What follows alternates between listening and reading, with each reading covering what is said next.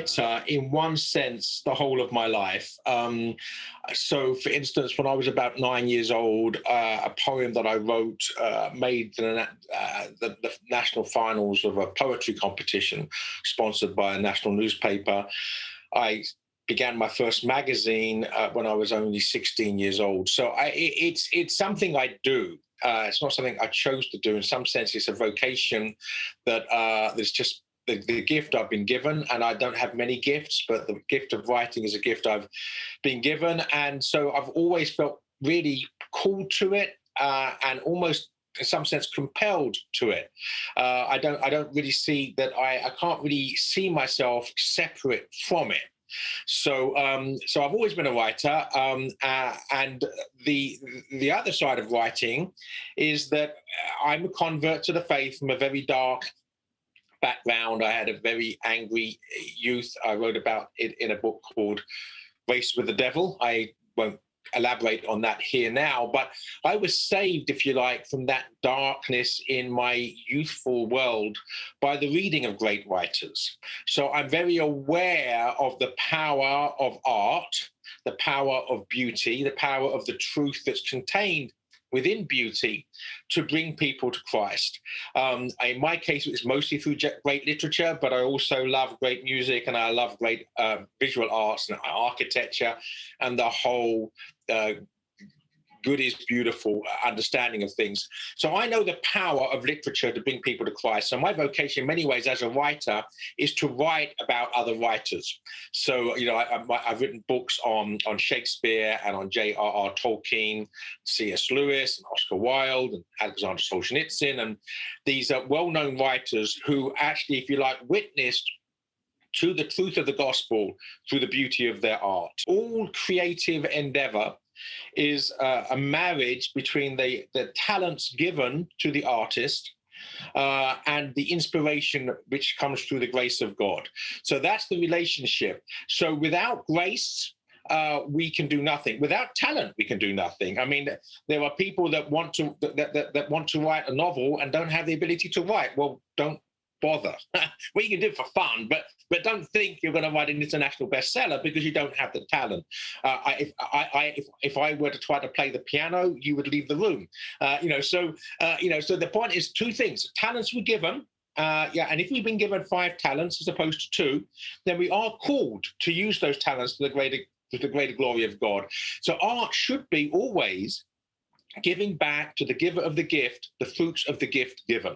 So that, if you like, is a motto that I always see all of my work as a writer as giving back to the giver of the gift the fruits of the gift given. Because without his gift, first of all, in the 5 talents, well, I assume I have that many, whatever number of talents I have, and also in the inspiration that comes in at the moment of writing, with a talent and the gift of grace come together almost in a marriage, and the work is a child of that marriage. So I always begin every day with asking that may my words be your words. So I'm aware of that relationship all the time.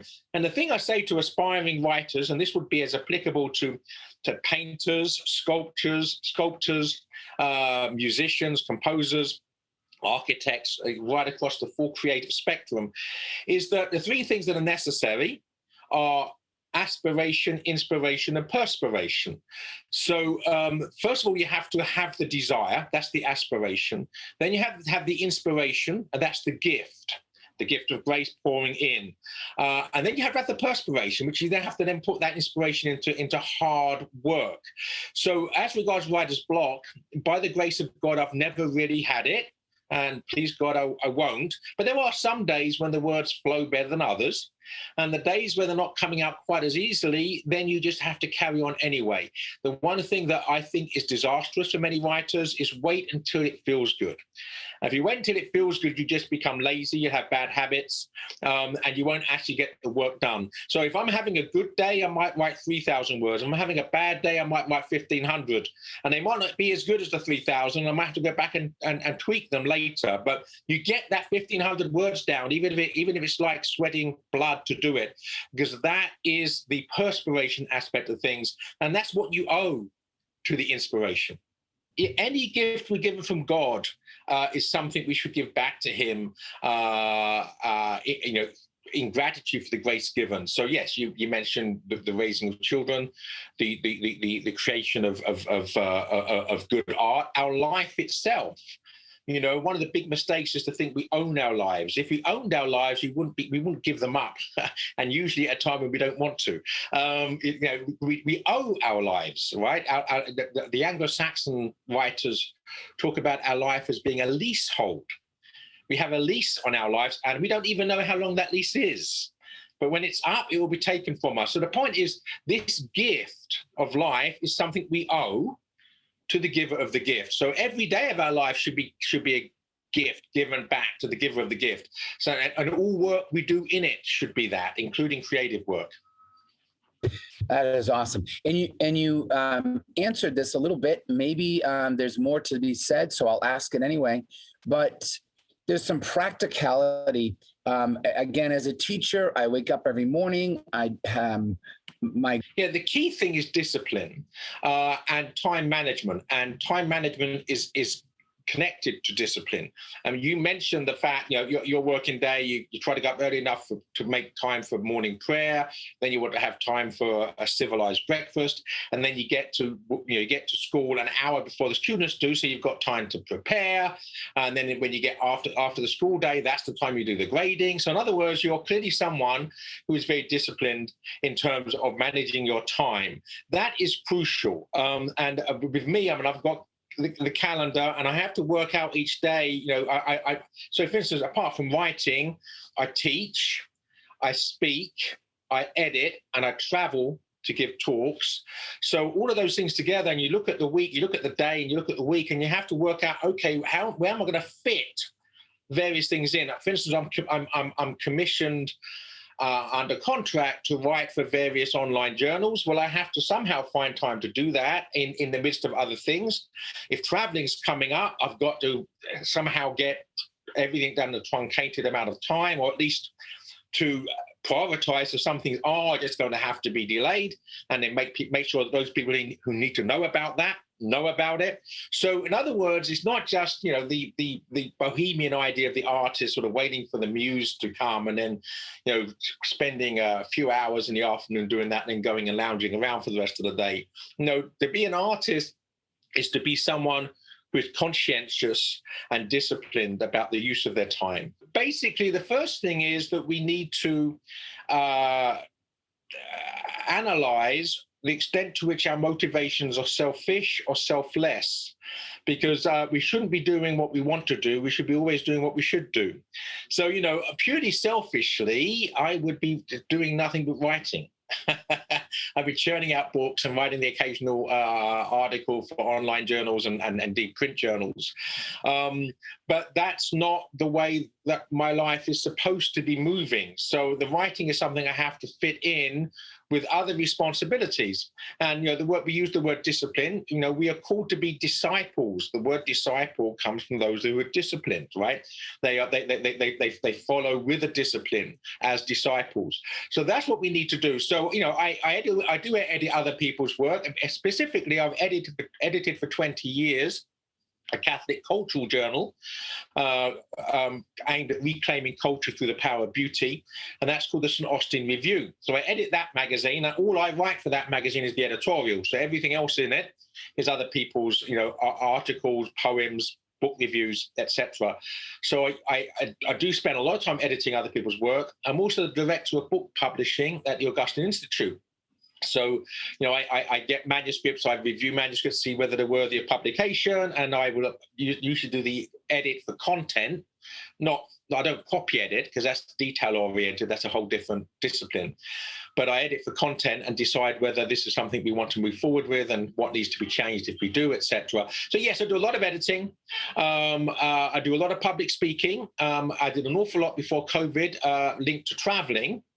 Now, that obviously decreased to a trickle during COVID. It's picking up again now. And one thing I have to discipline myself to do is not allow myself to get sucked into the lecture circuit as much as the pre-COVID levels, because not only am I getting older, and one has to also be disciplined enough to know one's own limitations.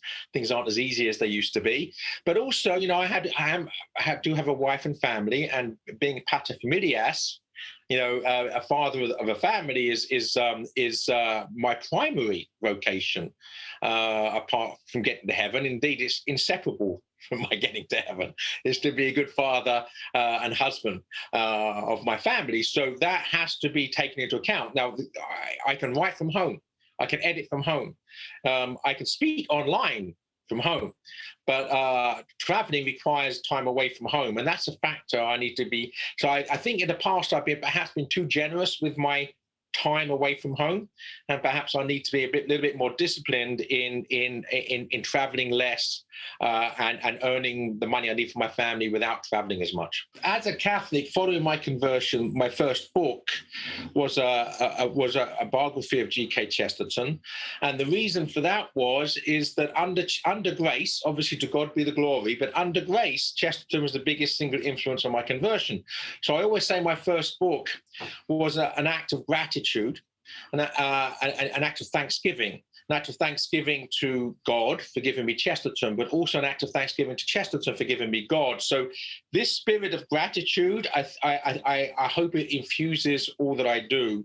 But the other thing is a growth in the realization the good, the true, and the beautiful are actually Trinitarian, that they're inseparable, that you can't have the good and the true without the beautiful. And indeed, I believe that when Christ gave us who he was, in the most ways, it does it in various ways at various times, but when he gives us, if you like, who he is, he says, I am the way, the truth, and the life. And I see that the way is the way of goodness, which is the way of virtue, the way of love, the way of self-sacrifice. The true is the path of reason. And, as Catholics, we know that fides et ratio, faith and reason cannot be separated. So you have the good, which is love or virtue, the true, which is reason. I mean, God is the source of all truth, and all truth leads back to him. But then you have, I am the way, the truth, and the life. And the life within things is its beauty. So we're meant to look out the window and see trees and see the leaves on the trees and the light on the trees. There's something which, if you like, breathes the life of God. It's the life of the Creator himself that we see in beauty. And of course, we are made in the image of God, which separates us from other animals, other creatures.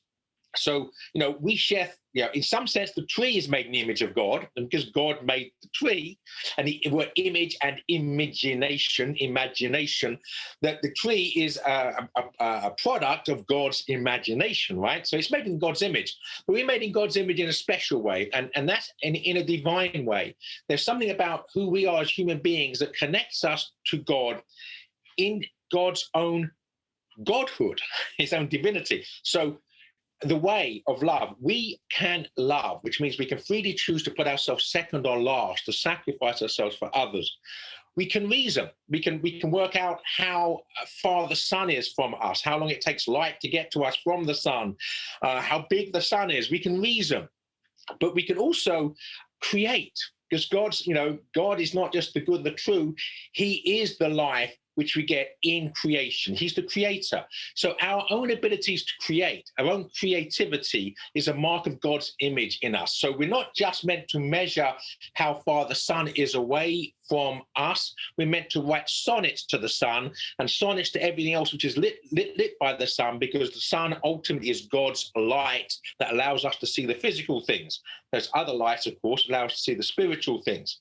It was the poet Roy Campbell, a great convert poet, Roy Campbell, who wrote a sonnet to the sun, and he said, "Oh, let thy shining orb grow dim of Christ, the mirror and the shield, that I may see through you to him and see half the miracle revealed."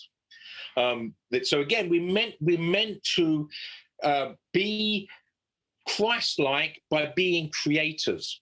Yeah, I think ambition is dangerous because in order to be selfless, we have to not be in control fully. I think we need to trust the Lord in bestowing the creative gifts upon us. So, as I said, start the day with offering your creative work for the day to Him and asking that it be His will that whatever you do, and then let it happen. because quite frankly, what's happened to me looking back over the last 20 years, 25 years since that book on Chestnut was published, it's been so much more beautiful and astounding and astonishing and miraculous than anything I could have written. In other words, if you'd given me a free ticket to write my future 25 years ago, it would not be as beautiful as it actually has become. And that doesn't mean there's not been suffering and darkness, but the suffering and the darkness actually helps you to grow in goodness, and therefore in contentment and peace, and in a relationship with the Lord. So trust Him. So in other words, don't get too ambitious. I'm going to write this, or I'm going to paint this, or I'm going to compose this, and it's going to be the best thing yet. Just humbly every day offer your gifts to Him and let Him work with you, because He is more powerful than you are, and more good than you are, more true than you are, more beautiful than you are. And if you allow Him to work through you, you will actually produce something far more beautiful than if you get in the way. And it's pride that gets us in the way of God's creative gifts, and it's humility that gets us out of the way.